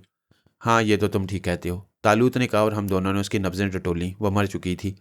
उसके दिल के ऐन ऊपर एक सुराख था जो उसके ओवरकोट को चीरता हुआ जिस्म को फाड़ता चला गया था। उसके जिस्म में हल्की हल्की गर्मी बाकी थी, लेकिन वो जिंदा नहीं थी। एक ही गोली ने उसके दिल को छेद डाला था। ये मर चुकी है। तालूत ने उसके पास से उठते हुए कहा, जाओ इन लोगों को छोड़कर जल्दी से आ जाओ। यूसुफ भाई, खुदा के वास्ते आप किस चक्कर में पड़ गए हैं? नौशाबा ने सख्त परेशानी के आलम में तालूत से खुशामदाना लहजे में कहा। चुपचाप होटल चलें और वहाँ से पुलिस को फ़ोन कर दीजिएगा। इसके बाद पुलिस वाले जाने और उनका काम। यह परदेश का मामला है। खुदा न करे किसी मुश्किल में गिरफ्तार हो गए तो बड़ी परेशानी हो जाएगी। आप यहाँ अकेले किस तरह रुकेंगे? ज़ाहिर है कि नौशाबा तालूत की हकीकत से वाकिफ़ नहीं थी, लेकिन शकीला तो अच्छी तरह वाकिफ़ थी। उसे मालूम था कि मेरा या तालूत का कोई कुछ नहीं बिगाड़ सकता, और वो ये भी जानती थी कि अब हम लोग उस वक्त तक चैन से नहीं बैठ सकते जब तक कि लड़की के कातिलों का पता न चला लें। इसलिए उसने नौशाबा को समझाते हुए कहा, यूसुफ, जो करना चाहते हैं उन्हें करने दो और इत्मीनान रखो कि इन पर या हम में से किसी पर कोई आंच नहीं आएगी। ये मत समझो कि हम लोग यहाँ तनहा हैं। इस शहर में यूसुफ और आरिफ भाई के बीसियों दोस्त और जानने वाले हैं जो हर मुश्किल वक्त में मदद करने के लिए तैयार रहेंगे। इन लोगों को अपना काम करने दो। चलिए आरिफ भाई, हमें होटल तक छोड़ाइए। नौशाबा इसके बाद कुछ नहीं बोली। जब यूसुफ की अपनी बीवी उसे यह खतरा मोल लेने की इजाज़त दे रही थी तो फिर नौशाबा खुद क्या कर सकती थी? उसने चुप साध ली। मैंने ड्राइविंग सीट संभाली और गाड़ी स्टार्ट करके उसकी रफ्तार तेज़ कर दी। 10 मिनट से भी कम मुद्दत में मैंने उन लोगों को होटल पहुंचा दिया। बस अब आप जाइए आरिफ भाई, शकीला ने होटल के गेट में दाखिल होते हुए मुझसे कहा। अब हम लोग होटल के अंदर आ गए हैं, कोई डर की बात नहीं है। अगर तुम लोग कहो तो मैं तुम्हें ऊपर स्वीट तक पहुंचा दूं, मैंने कहा। नहीं नहीं, इसकी कोई ज़रूरत नहीं, शकीला ने जवाब दिया। आप जाएं, हम लोग चले जाएंगे। और उसने नौशाबा के दोनों बच्चों के हाथ थामे और गेट के अंदर दाखिल हो गई। अंदर का सारा ही माहौल रोशनियों से जगमगा रहा था। लोग इधर से उधर आ जा रहे थे। अभी अभी एयरपोर्ट से कोई बस आई थी और मुसाफिर माँ अपने साजो सामान के उसमें से उतर रहे थे। होटल के मुलाजमीन उनकी मदद कर रहे थे। गर्ज ये कि किसी किस्म के डर और खौफ की कोई बात नहीं थी। ताहम मैंने एहतियातन आगे बढ़कर एक वेटर को बुलाया और उसे कहा कि इन बच्चों और ख़वातीन को इनके स्वीट तक पहुंचाने में मदद दे। वेटर फ़ौरन उन लोगों को साथ लेकर चल पड़ा। मैं दोबारा वापस आकर गाड़ी में बैठा और तेज़ी से उस तरफ चल पड़ा जहाँ उस लड़की की लाश पड़ी हुई थी। कोई 10 मिनट के अंदर मैं दोबारा उस जगह पहुंच गया। लड़की की लाश अभी तक उसी जगह पड़ी थी, लेकिन तालूद कहीं नज़र नहीं आ रहा था। मैंने गाड़ी रोक दी। मेरे गाड़ी रोकते ही तालूद फ़ौरन नमूदार हो गया। मैं मख्फी था, उसने मुझसे कहा, और तुम्हारे इंतज़ार कर रहा था। अभी तक पुलिस की कोई गाड़ी इधर से नहीं गुजरी है। उस वक्त से अब तक सिर्फ 3 प्राइवेट गाड़ियाँ इधर से गुजरी हैं, लेकिन उनमें से किसी ने भी ना तो अपनी रफ्तार कम की और ना गाड़ी रोककर ये देखने की जहमत की कि ये कौन पड़ा है। अब लंदन की पुलिस तो इस केस में जो करेगी सो करेगी। हमें भी अपने तौर पर उस कातिल को ज़रूर सज़ा देनी है जिसने इस लड़की को कत्ल किया है। हमें नहीं मालूम कि इस लड़की का क्या कसूर है, लेकिन इतना यकीन ज़रूर है कि इसने किसी को कत्ल नहीं किया होगा जिसके बदले इसे हलाक किया गया। तुम बिल्कुल ठीक कहते हो, मैंने जवाब दिया। फिर अब क्या प्रोग्राम है? बस तुम्हारा ही इंतज़ार था, तालूत ने जवाब दिया। कातिल जिस गाड़ी में भागा था, मैंने रासिम के ज़रिए उस गाड़ी को रुकवा दिया है। गाड़ी ख़राब हो गई है और रास्ते में रुक गई है। वह शख्स इस वक्त यहाँ से कोई 15 मील के फासले पर है। वह जगह बिल्कुल सुनसान और वीरान है और उस तरफ इस वक्त कोई ट्रांसपोर्ट नहीं मिलती। वो इस इंतज़ार में खड़े है कि कोई गाड़ी इधर से निकले तो वो लिफ्ट मांग ले। अब हम लोगों को करना यूं है कि फ़ौरन अपनी शक्लें तब्दील करके, गाड़ी की नंबर प्लेट भी तब्दील करके उस तरफ का रुख करना है। और अगर हमारे वहाँ पहुँचने से पहले इत्तेफाक से उधर से कोई गाड़ी गुजर गई और उसने उसे लिफ्ट दे दी तो? मैंने पूछा। ऐसा नहीं होगा, तालूत ने इत्मीनान से जवाब दिया। मैं इसका बंदोबस्त कर चुका हूँ। उस तरफ जाने वाली हर गाड़ी 2 मील पहले ही ख़राब हो जाएगी और उस वक्त तक ठीक नहीं होगी जब तक हम वहाँ पहुँचकर उस शख्स को अपनी गाड़ी में लिफ्ट ना दे दें। ठीक है भाई, मैंने कहा। अब यहाँ भी इंसानियत का दर्द हमें चैन से नहीं बैठने देगा। इंसान बेचारा हर मुल्क में, हर मुआशरे में मजलूम है। उसकी सारी तारीख मजलूमियत की तारीख है। चलो अब उस जालिम का पीछा करें। तालूत और मैं दोनों नए हुलियों में आ गए, लेकिन हमारी शक्लें यूरोपीय बाशिंदों की सी नहीं थी, बल्कि एशियाई बाशिंदों की सी थीं। इसकी वजह यह थी कि तालूत के लिए तो अंग्रेज़ों के लबो लहजे में अंग्रेज़ी बोल लेना कोई मसला नहीं था, लेकिन मेरे लिए मुश्किल था। मैं नहायत अच्छा अंग्रेज़ीदा होने के बावजूद अंग्रेज़ों के लबो लहजे में अंग्रेज़ी नहीं बोल सकता था, और मेरा लहजा इस बात की चुगली खाता कि अंग्रेज़ी मेरी मादरी ज़ुबान नहीं है। चुनाचे हम लोगों ने एशियाई बाशिंदों जैसा लहजा इख्तियार किया। सुनो, तालूत ने मुझसे कहा, हम लोग ईरानी हैं। मेरा नाम असफंदियार शहराजी है और तुम्हारा बहरोज़ नक्शबंदी है। हम दोनों लंदन में कारोबारी सिलसिले में आए हुए हैं, ठीक है ना? बिल्कुल ठीक है जनाब असफंदियार शहराजी साहब, मैंने मुस्कुराते हुए जवाब दिया और तालूत हंस पड़ा। हम दोनों गाड़ी में बैठे और मैं तालूत के बताए हुए रास्ते पर चल पड़ा। सड़क बिल्कुल खाली पड़ी हुई थी और हमारी तेज़ रफ्तारी में कोई चीज़ माने नहीं थी। 15 मील का फासला कोई इतना ज़्यादा फासला नहीं था। जल्दी हमें दूर सड़क के किनारे एक गाड़ी खड़ी दिखाई दी और साथ ही एक आदमी का हैवला भी नजर आया। करीब पहुंचने पर हमने देखा कि वो आदमी हाथ उठाकर हमें रुकने का इशारा कर रहा है। मैंने गाड़ी की रफ्तार आहिस्ता कर दी और उस शख्स के बिल्कुल करीब जाकर गाड़ी रोक दी। क्या प्रॉब्लम है तुम्हारा? तालूत ने खिड़की में से सर निकालकर एशियाई लहजे में अंग्रेजी में पूछा। मेरी गाड़ी में कोई खराबी पैदा हो गई है और मैं कोशिश के बावजूद उस खराबी का पता नहीं चला पाया। उस शख्स ने जवाब दिया। तुम लोगों का बहुत शुक्रगुजार हूँ। अगर तुम मुझे लिफ्ट देकर किसी ऐसी जगह पहुँचा दो जहाँ से मैं कोई टैक्सी ले सकूँ। ये सड़क तो बिल्कुल वीरान है। चलो बैठ जाओ, तालूत ने कहा। हम तुम्हें किसी ऐसी जगह उतार देंगे जहाँ से तुमको कोई सवारी मिल सके। बहुत बहुत शुक्रिया, उस शख्स ने जवाब दिया। तालूत ने हाथ बढ़ाकर गाड़ी का पिछला दरवाज़ा खोल दिया और वह शख्स अंदर दाखिल होकर बैठ गया। मैंने गाड़ी चला दी। क्या नाम है तुम्हारा? तालूत ने उससे पूछा। और इतनी रात गए तुम इस सुनसान सड़क पर कहाँ जा रहे थे? नाम तो मेरा डेविड है, उसने खुशगवार लहजे में कहा। लेकिन जहाँ तक तुम्हारे सवाल के दूसरे हिस्से का ताल्लुक है, तो मैं भी तुमसे ये पूछ सकता हूँ कि इतने रात गए तुम लोग इस सुनसान सड़क पर कहाँ जा रहे थे? मेरा ये मतलब नहीं था, तालूत ने उसके मज़ाहिया अंदाज से लुत्फ़ अंदोज़ होने का मुजाहरा करते हुए कहा। बस यूं ही इत्तफाकन मैंने पूछ लिया। मैं मुआफ़ी चाहता हूँ। वैसे तुम्हारी गाड़ी में ख़राबी क्या हो गई है? मैं खुद अच्छा खासा मैकेनिक हूँ और अपनी गाड़ी का सारा काम खुद ही कर लेता हूँ, डेविड ने कहा। लेकिन मेरी समझ में नहीं आता कि इस मनहूस गाड़ी में इस वक्त क्या ख़राबी पैदा हो गई है। पेट्रोल ठीक आ रहा है, बैटरी में भी करंट पूरा है, सारे तारों को करंट मिल रहा है, सेल्फ को भी पूरा करंट मिल रहा है, कहीं से एयर लीकेज भी नहीं। इसके बावजूद गाड़ी स्टार्ट नहीं हो रही। गोया स्टार्टिंग का प्रॉब्लम है? तालूत ने पूछा। अगर पेट्रोल बराबर आ रहा है, सेल्फ को करंट पूरा मिल रहा है, प्लग और पॉइंट सब ठीक हों तो गाड़ी के स्टार्ट ना होने का भला क्या सवाल पैदा होता है? मैंने कहा। क्या तुमने प्लग और पॉइंट्स चेक किए थे? कार्बन तो नहीं आ गया? मैंने सब कुछ चेक करके देख लिया। पिछले तकरीबन आधे घंटे से मैं यही करता रहा हूँ, लेकिन कोई नतीजा नहीं निकला। और मेरी बदनसीबी है कि इस अरसे में कोई और गाड़ी भी इधर से नहीं गुजरी जो मैं किसी को रोककर मदद तलब करता। मेरी समझ में तो तुम्हारी गाड़ी के स्टार्ट ना होने की एक ही वजह आती है, तालूत ने बड़ी संजीदगी से कहा। हम दोनों अगली नशिस्तों पर बैठे हुए थे और वो शख्स पिछली नशिस्त पर बैठा था। गोया हमारी पुश्त उसके चेहरे की तरफ थी। वो क्या? डेविड ने चौंक कर पूछा। वो ये कि टीना की रूह ना चाहती हो कि तुम इस इलाके से इतनी जल्दी निकल जाओ, तालूत ने बड़े पुरसुकून अंदाज में कहा। तुमने क्या कहा मिस्टर? असफंद यार शहराजी, तालूत ने उसका जुमला मुकम्मल करते हुए कहा। मेरा नाम असफंद यार शहराजी है और ये मेरे दोस्त बहरोज़ नक्शबंदी हैं। मैं ये कह रहा था कि शायद टीना की रूह ना चाहती हो कि तुम इतनी जल्दी से इलाके से निकल जाओ। कौन टीना और कैसी रूह? डेविड की आवाज़ में हल्की सी लर्जिश थी। ये तुम क्या फजूल बातें कर रहे हो? तुम इस सर्दी में उस बेचारी को तनहा छोड़ाए हो, तालूत ने कहा। लेकिन इससे फ़र्क भी क्या पड़ता है? भला मुर्दों को सर्दी या गर्मी का क्या एहसास हो सकता है? डेविड ने तालूत की बातों का कोई जवाब नहीं दिया। तकरीबन आधे मिनट तक मुकम्मल खामोशी तारी रही और इसके बाद हमारे पीछे से डेविड की आवाज़ बुलंद हुई, लेकिन इस बार यह आवाज़ बिल्कुल बदली हुई थी। ये आवाज़ गूंजदार और तहकमाना थी। पीछे मुड़कर देखने की हमाकत न करना मिस्टर शेराजी, वरना भेजा हवा में उड़ता हुआ नजर आएगा। और तुम मिस्टर नक्शबंदी, फौरन गाड़ी रोक दो। मेरे हाथ में जो रिवॉल्वर है उसमें अभी पूरी 5 गोलियां मौजूद हैं, जबकि मुझे 2 गोलियों की ज़रूरत है। गाड़ी रोक दो भाई, तालूत ने मुझसे अंग्रेजी में कहा, और मैंने आहिस्ता आहिस्ता ब्रेक दबाकर गाड़ी की रफ्तार कम करना शुरू कर दी और गाड़ी को सड़क के किनारे रोक दिया। अब तुम दोनों आदमी खामोशी से गाड़ी से नीचे उतरकर उधर बाएं जानिब खड़े हो जाओ और अपने हाथों को ऊपर उठा लो। डेविड ने हमें हुक्म दिया। जैसा ये कह रहा है वैसा करो, तालूत ने मुझसे अंग्रेजी में कहा, ताकि डेविड भी हमारी बातें सुनकर समझ सके। मैं ड्राइविंग सीट का दरवाज़ा खोलकर नीचे उतरा और तालूत दूसरी तरफ से नीचे उतराया। डेविड गाड़ी में बिल्कुल मुस्ताद बैठा था। हम उसके हाथ में चमकते हुए स्याह रिवॉल्वर को साफ तौर पर देख सकते थे। दोनों एक साथ खड़े हो जाओ और अपने हाथ ऊपर उठा लो, डेविड ने दोबारा कहा। मैं अपना हुक्म दोहराने का आदी नहीं हूँ। तालूत ने मुझे इशारा किया और साथ ही अपने दोनों हाथ ऊपर उठा दिए। मैंने भी अपने दोनों हाथ ऊपर उठा दिए। डेविड की नज़रें हम पर जमी हुई थीं। वो एक लम्हे के लिए भी हमसे गाफिल नहीं था, हमारी तरफ नज़रें जमाए हुए। वो गाड़ी का दरवाज़ा खोलकर नीचे उतरा और हमारे सामने रिवॉल्वर तान कर खड़ा हो गया। कबल इसके कि मैं तुम लोगों को तुम्हारी ज़िंदगी के आखिरी सफ़र पर रवाना कर दूं, मैं तुमसे ही मालूम करना चाहता हूँ कि तुम लोग कौन हो, तुम्हें टीना के बारे में क्या मालूम है, और तुमको ये बात किस तरह मालूम हुई। मेरा मतलब है कि उसकी हलाकत के बारे में तुम्हें कैसे इल्म हुआ। डेविड ने रिवॉल्वर लहराते हुए हमारी आंखों में आंखें डालकर कहा, जब कोई शख्स मरने ही वाला हो तो उसके लिए इससे क्या फ़र्क पड़ता है कि वो अपनी ज़ुबान बंद रखे या खोले। तालूत ने अपने चेहरे पर अफसुर्दगी तारी करते हुए बड़े फ़लसफ़ियाना अंदाज में कहा। तुम्हारी बात भी ठीक है, डेविड ने कहा।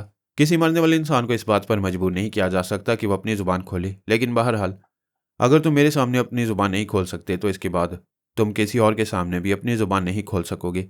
मुझे इस वक्त तो ये बात नहीं मालूम कि तुम किसके आदमी हो, लेकिन यह कोई ऐसा मुश्किल काम नहीं है। मैं सुबह तक सब कुछ मालूम कर लूँगा। सिर्फ स्मिथ से मुलाकात की देर है। उसके आदमियों ने तुम लोगों के बारे में सारी मालूमात मुहैया कर रखी होंगी। तुम्हें स्मिथ पर कुछ ज़्यादा ही एतमाद है, तालूत ने उसी तरह हाथ ऊपर उठाए हुए कहा।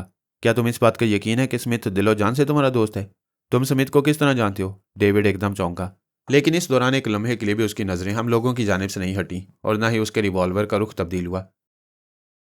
हम स्मिथ को भी जानते और ये भी जानते हैं कि टीना के कत्ल के एवज जो रकम तुम्हें मिलना करार पाई थी उसका आधा हिस्सा तुम स्मिथ से आज वसूल कर चुके हो, और आधा कल वसूल कर लोगे जब उसे इस बात की तसल्ली हो जाएगी कि तुमने टीना को हलाक कर दिया है। उफ मेरे खुदा, अचानक डेविड की जुबान से निकला। तुम तो ज़रूरत से ज़्यादा बातें जानते हो। तुम्हारा जिंदा रहना तो किसी सूरत में भी जायज़ नहीं। अब तो मैं तुम्हारे कत्ल में 1 मिनट की भी ताखीर नहीं कर सकता। तुम लोग सख्त खतरनाक किस्म के आदमी हो, और अब जहन्नुम रसीद हो जाओ। और इन अल्फाज के साथ ही उसने पहले तालूत के सीने का निशाना लेकर रिवॉल्वर से गोली चला दी। ट्रैगर दबा। हल्की सी टुच की आवाज़ सुनाई दी, लेकिन कोई गोली नहीं चली। डेविड ने दोबारा रिवॉल्वर का ट्रैगर दबाया, फिर आवाज़ सुनाई दी, लेकिन इस बार भी कोई गोली नहीं चली। अचानक डेविड सख्त परेशान हो गया। उसके चेहरे पर हैरत और खौफ के आसार पैदा होने लगे। तालूत ने अब दोनों हाथ नीचे गिरा लिए और उसकी पैरवी में मैंने भी अपने दोनों हाथ नीचे कर लिए। डेविड ने बेबसी और मायूसी के आलम में तीसरी बार अपने रिवॉल्वर का ट्रैगर दबाया, लेकिन इस बार भी वही नतीजा बरामद हुआ। यह मकाना कोशिश अब ख़त्म कर दो डेविड, तालूत ने मुस्कुराते हुए उससे कहा। रिवॉल्वर अब नहीं चलेगा। इसलिए नहीं चलेगा कि अब इसमें कोई गोली नहीं। क्या कहा? इसमें अब कोई गोली नहीं है? डेविड ने हैरत से कहा। अव्वल तो ऐसा हो ही नहीं सकता, और अगर बिलफर्ज ऐसा है भी तो तुम्हें इस बात का इल्म क्यों कर हुआ? यह रिवॉल्वर तुम्हें स्मिथ ने फराहम किया था ना? तालूत ने उससे पूछा। हाँ, स्मिथ ने ही दिया था, डेविड ने बुझे हुए लहजे में जवाब दिया। और उसने तुमको यह भी हदायत दी थी कि तुम्हें सिर्फ एक गोली में टीना का काम तमाम करना है। उसने कहा था कि अगर टीना के जिस्म पर एक की बजाय 2 गोलियों के निशानात पाए गए तो तुम्हें तुम्हारी बकिया रकम अदा नहीं की जाएगी। हाँ, ये भी ठीक है, डेविड ने कहा। और उसने तुमको ये भी बताया था कि इस रिवॉल्वर में पूरी 6 गोलियां मौजूद हैं, और रिवॉल्वर उसने तुम्हें इस हालत में दिया कि तुम चेक भी नहीं कर सकते थे कि इसमें 6 गोलियां मौजूद भी हैं या नहीं, और तुमने इसको बगैर चेक किए ही अपनी जेब में घुसेड़ लिया। हाँ हाँ, ये सब ठीक है, डेविड ने अजीबोगरीब किस्म की भर्राई हुई आवाज़ में कहा। लेकिन तुम लोग कौन हो, और तुम्हें ये सारी बातें किस तरह मालूम? हम लोग तन्हा थे, कोई तीसरा शख्स मौजूद नहीं था। फिर तुम्हें यह सब कुछ किसने बताया? जाहिर है किसी न किसी तरह तो हमें ये बात मालूम हो ही गई, तालूत ने मुस्कुराते हुए कहा। और तुम्हारे लिए जानना ज़्यादा सूदमंद नहीं है कि हमें यह सब कुछ किसने बताया। तो फिर तुम्हें यह भी मालूम होगा कि स्मिथ ने रिवॉल्वर में कितनी गोलियां रखी थी, डेविड ने पूछा। सिर्फ एक, तालूत ने मुस्कुराकर कहा, ताकि तुम टीना का काम तमाम करने के बाद बिल्कुल निहत्ते हो जाओ और कोई भी तुम पर आसानी से काबू पा ले। अब मैं सारी बात समझ गया, डेविड ने कदम पीछे हटते हुए कहा।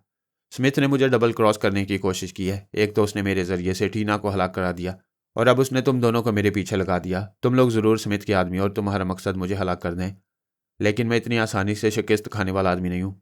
इतना कहकर उसने अचानक बिजली की सी तेजी से छलांग लगाई और रिवॉल्वर का दस्ता पूरी कुव्वत से तालूत के सर पर मारा। अगर तालूत की जगह कोई इंसान होता तो यह ज़रब इतनी शदीद थी कि उसके सर की हड्डी टूट जाती और शायद भेजा निकल आता। लेकिन जाहिर है तालूत तो तालूत ही था, उस पर डेविड की सहमकाना हरकत का क्या असर होता। खटाक की जोरदार आवाज़ बुलंद हुई और इसके साथ ही रिवॉल्वर डेविड के हाथ से छूटकर दूर जा गिरा। डेविड इसे दोबारा उठाने के लिए तेजी से लपका, लेकिन इस असना में तालूत ने लपक कर उसका हाथ पकड़ लिया। डेविड ने अपना हाथ छुड़ाने के लिए एड़ी चोटी का जोर लगाया। वो एक तनोमंद और मजबूत जिस्म का आदमी था और उसके मुकाबले में तालूत इस वक्त बिल्कुल धान पान सा नजर आ रहा था। लेकिन इसके बावजूद तालूत की आहनी गिरफ्त से अपने आप को आज़ाद कराना डेविड के लिए नामुमकिन था। वह हैरत से तालूत की शक्ल देखने लगा। उसका मुंह खुले का खुला रह गया। सुनो अहमक इंसान, तालूत ने संजीदा लहजे में कहा, हम ना स्मिथ के आदमी हैं और ना हमें स्मिथ ने तुम्हारे कत्ल पर मामूर किया है। हमारी नज़रों में स्मिथ भी उतना ही जलील है जितने के तुम हो। तुम किराए के कातिल। इससे पहले भी तुम कितने बेगुनाह इंसानों को ठिकाने लगा चुके हो, और ये बात अच्छी तरह समझ लो कि अब तुम्हारा ठिकाना पुलिस स्टेशन के सिवा और कोई नहीं। वहां रहकर मुमकिन है कि तुम्हें जिंदा रहने की कुछ ज्यादा मोहलत मिल जाए, वरना कल स्मिथ तुम्हारा काम तमाम कर देता। वो किस तरह? डेविड ने हैरत से कहा। वो इस तरह कि जब तुम उससे अपनी बकाया रकम वसूल करने के लिए जाते तो तुम्हें स्मिथ के वसीओरीज मकान के कमरे में ले जाकर गोली मार दी जाती और तुम्हारी लाश को उस तहखाने में डाल दिया जाता जहां इससे पहले भी कई लाशों को डाला जा चुका है और जो स्मिथ के मकान में सिगर से मखसूस है। ना मालूम तुम सच कह रहे हो या झूठ। डेविड ने एक बार फिर अपने आप को तालूत की गिरफ्त से आज़ाद कराने की नाकाम कोशिश करते हुए कहा, लेकिन मेरी समझ में ये नहीं आता कि अगर तुम स्मिथ के आदमी नहीं हो तो कौन हो? क्या तुम्हारा ताल्लुक पुलिस से है? नहीं, हमारा ताल्लुक पुलिस से नहीं, तालूत ने जवाब दिया। हम तो सीधे साधे अमन पसंद शहरी हैं, लेकिन तुम जैसे बदमाशों के हक में हम लोग बहुत बुरे हैं। अब सीधी तरह गाड़ी में बैठ जाओ और हमारे साथ पुलिस स्टेशन चलो। तुम्हारे पास इकबाल जुर्म करने के अलावा और कोई सूरत नहीं। वहां पहुंचकर इनकार करने की हमाकत न करना, इससे कोई फ़ायदा नहीं होगा। हमारे पास मौके वारदात की तस्वीर मौजूद हैं जो हम पुलिस को पेश कर देंगे, और अपना यह खिलौना भी उठा लो, इसे तुम्हें अपने साथ ले चलना है। हो सकता है इकबाल जुर्म करने की सूरत में अदालत तुम्हारे साथ कुछ रियायत करे, मगर तुम लोग हो कौन? डेविड ने तालूत की गिरफ्त में फड़फड़ाते हुए कहा, क्या तुम प्राइवेट सुरागरसा हो? तुम चाहो तो ऐसा ही समझ लो, तालूत ने कहा। हमें इस पर कोई एतराज़ नहीं होगा। अच्छा, तो ये चक्कर है, तुम दोनों प्राइवेट सुरागरसा हो। मुझे ये बात पहले ही समझ लेनी चाहिए थी, लेकिन खैर कोई बात नहीं है। अगर तुम मुझे ज़बरदस्ती पुलिस स्टेशन ले भी चलोगे तो इससे कोई फ़ायदा नहीं। तुम मेरे खिलाफ कोई इल्ज़ाम साबित नहीं कर सकते। मैंने टीना को कत्ल नहीं किया। जब यह बयान तुम अदालत में दोगे तो इस्तगासा के पास इसकी तरदीद के लिए काफ़ी मवाद मौजूद होगा। तालूत ने मुस्कुराते हुए कहा, स्मिथ बहुत चालाक आदमी है। उसने तुम्हें हर तरफ से अच्छी तरह घेर रखा है। जिस वक्त तुम उसके साथ तन्हाई में महवे गुफ्तगू थे, उस वक्त तुम्हारी कार के अंदर नन्ना सा खुफिया मूवी कैमरा और नन्ना सा टेप रिकॉर्डर नस्ब कर दिया गया था, लेकिन तुम्हें इस बात का कोई इल्म नहीं। तुमने हस्बे प्रोग्राम टीना को अपनी कार में बिठाया और चल दिए। कैमरे और टेप में रिमोट कंट्रोलर सिस्टम मौजूद है। स्मिथ का एक आदमी तुम्हारी निगरानी पर मामूर था। जब उसने देख लिया कि तुमने टीना को अपनी गाड़ी में बिठा लिया तो उसने रिमोट कंट्रोल के जरिए टेप और कैमरे को चालू कर दिया। अब तुम्हारी सब हरकत और तुम्हारे और टीना के दरमियान होने वाली सारी गुफ्तगू फीते पर मौजूद है, और उसमें उस फायर की आवाज़ भी शामिल है जो तुमने टीना पर किया था, और उस चीख की आवाज़ भी शामिल है जो टीना ने उस वक्त बुलंद की और जो उसकी आखिरी चीख थी। इन सब चीज़ों की मौजूदगी में तुम अपने जुर्म से किस तरह इनकार कर सकोगे? इस वक्त वो टेप रिकॉर्डर और कैमरा दोनों चीज़ें कहाँ हैं? डेविड ने कहा, उन्हें तो अभी मेरी गाड़ी में ही मौजूद होना चाहिए। हैरत है वो मुझे नज़र क्यों नहीं आई। उन्हें इस होशियारी के साथ डैशबोर्ड के साथ नस्ब किया गया था कि वह तुमको किसी तरह भी नज़र नहीं आ सकती थी, तावक्त ये कि तुम्हें उनकी मौजूदगी का पहले से इल्म ना होता। तालूत ने कहा, कल तुम्हें हलाक करने से पहले वो दोनों चीज़ें तुम्हारी गाड़ी से निकाल ली जाती और तुम्हारी हलाकत के बाद उन्हें उस वक्त तक हिफाजत से रखा जाता जब तक कि टीना की मौत के सिलसिले में पुलिस की तफ्तीश खत्म न हो जाती और यह केस दाखिले दफ्तर ना कर दिया जाता। इसके बाद इन चीज़ों को तलफ कर दिया जाता। इसका मतलब यह है कि स्मिथ ने मुझे चारों तरफ से जकड़ कर रखा है। तुम कहते हो कि वो दोनों चीज़ें अब भी मेरी कार में मौजूद हैं। चलो मैं तुम्हारी बात का यकीन कर लेता हूँ, क्योंकि तुमने और भी जो बातें बताई हैं वो 100% दुरुस्त हैं। अब मैं तुम लोगों से एक सौदा करना चाहता हूँ। कैसा सौदा? तालूत ने कहा, टीना के कत्ल के एवज जितनी रकम स्मिथ से तय पाई थी, जिसका निस्फ मैं वसूल कर चुका हूँ, वो तुम्हें मालूम है। मैं उस रकम के अलावा इतनी ही रकम तुम्हें मजीद देने के लिए तैयार हूँ, और वो भी अभी और इसी वक्त। तुम्हें सिर्फ मेरे फ्लैट तक चलना होगा। इसके एवज तुम मुझे अपनी कार से वो कैमरा और टेप रिकॉर्डर निकाल लेने दो। इस बात को भूल जाओ कि तुमने आज की रात ऐसी कोई वारदात देखी है। बेकार है, बिल्कुल बेकार है, तालूत ने कहा। अगर हम लोग तुम्हें छोड़ भी दें तो स्मिथ तुम्हें नहीं छोड़ेगा। उससे बचकर तुम कहाँ जाओगे? वह दुनिया के आखिरी सिरे तक से तुम्हारा सुराग पालेगा, इसलिए इससे कोई फ़ायदा नहीं होगा। और फिर दूसरी बात यह है कि हम लोग रिश्वत नहीं लेते, हमें खरीदने की हमकाना कोशिश ना करो। तुम्हारी आफियत इसके अलावा और किसी अमर में नहीं है कि तुम सीधी तरह हमारे साथ पुलिस स्टेशन चलो और वहाँ चलकर इकबाल जुर्म कर लो। सिर्फ इसी सूरत में तुम महफूज रह सकते हो। मैं तो इकबाल जुर्म करके सजा याब हो जाऊं और स्मिथ यूं ही ईंटता फिरे और लोगों को कत्ल करता फिरे। ऐसा क्यों कर मुमकिन हो सकता है? डेविड ने अब अपने आप को तालूत की गिरफ्त के मुकम्मल तौर पर हवाले कर दिया।